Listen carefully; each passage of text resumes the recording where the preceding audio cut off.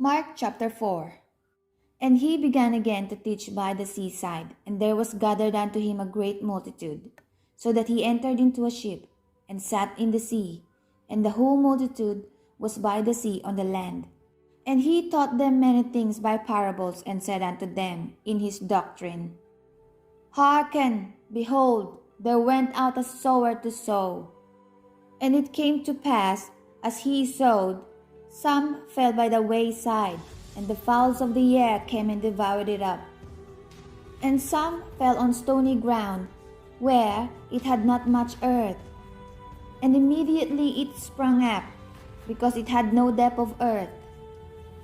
But when the sun was up, it was scorched, and because it had no root, it withered away. And some fell among thorns, and the thorns grew up and choked it, and it yielded no fruit. And the other fell on good ground, and did yield fruit that sprung up and increased, and brought forth, some 30, and some 60, and some 100. And he said unto them, He that hath ear to hear, let him hear. And when he was alone, they that were about him with the 12 asked of him the parable.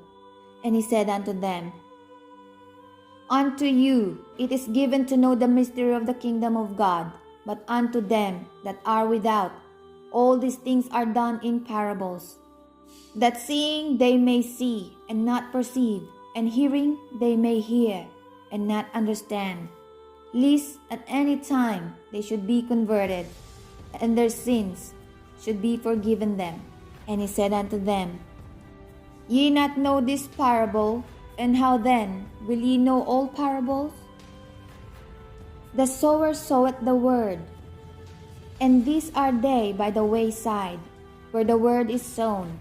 But when they have heard, Satan cometh immediately, and taketh away the word that was sown in their hearts.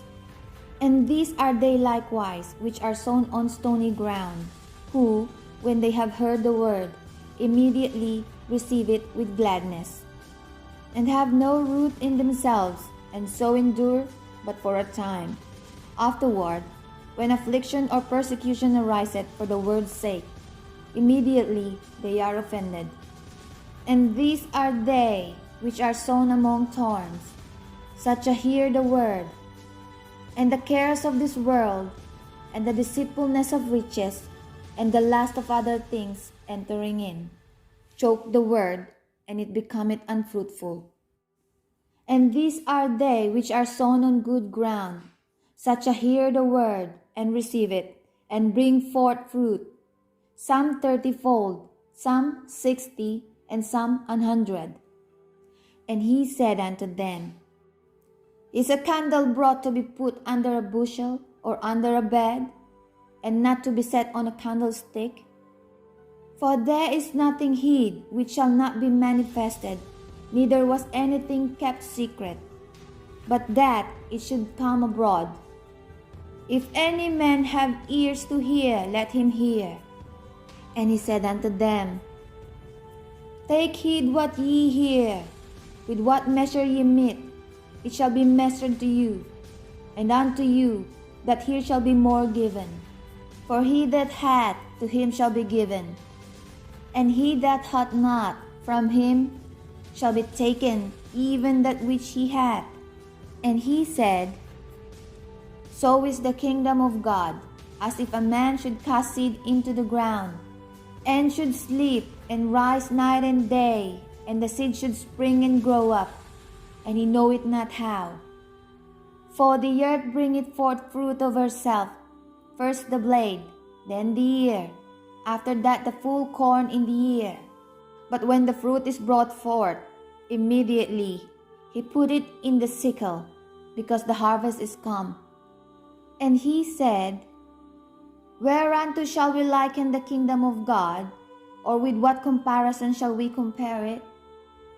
It is like the grain of mustard seed, which, when it is sown in the earth, is less than all the seeds that be in the earth. But when it is sown, it groweth up, and becometh greater than all herbs, and shooteth out great branches, so the fowls of the air may lodge under the shadow of it. And with many such parables spake he the word unto them, as they were able to hear it. But without a parable spake it he not unto them. And when they were alone, he expounded all things to his disciples. And the same day, when the even was come, he said unto them, Let us pass over unto the other side. And when they had sent away the multitude, they took him even as he was in the ship. And there were also with him other little ships.